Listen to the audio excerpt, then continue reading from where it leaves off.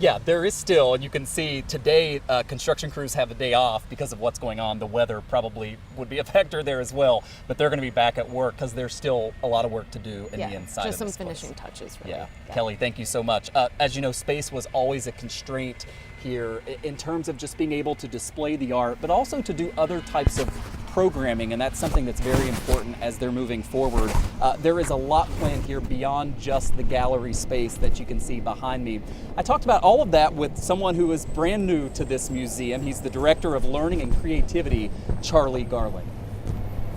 When we think of an art museum, we often think of, going through the space, looking at pieces of art, but this is also a real place for learning. It seems like that's much more of a focus now than it was before. Yeah, it certainly is. I would say more than the physical changes to our campus are going to be the spaces and programs that will enliven it. We have 5 new spaces for education, family, and creative endeavors. We have a family room for young children and their caregivers, places where kids can get their wiggles out and parents can exhale a little bit.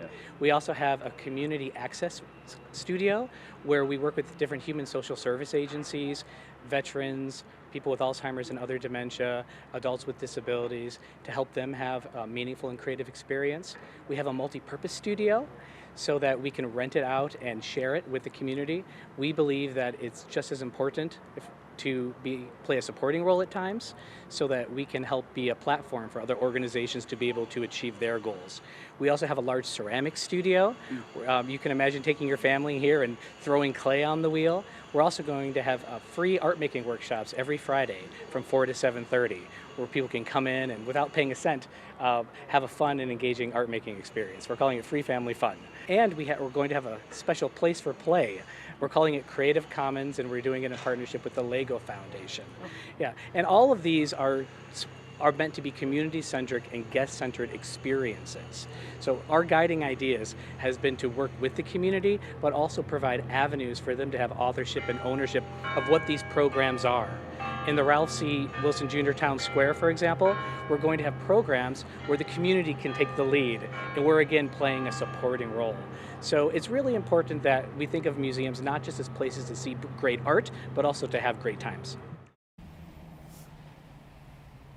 And think of this, they expect to have 24,000 school students go through this museum over the course of the next year, and they really are focused on making this a place for everyone. There are probably people watching right now, maybe before 2019 when they closed it down to do this renovation. You didn't come here a whole lot. They're really trying to convince everyone that there is something for everybody here at the new Buffalo AKG Art Museum. So Kate, our coverage will continue. We'll talk more about that. Also one-on-one with the director of the Art Museum here, celebrating a decade in Buffalo. That's coming up during a special edition of the Town Hall at 5:30. We'll see you then. All right, we look forward to that. Michael, thank you.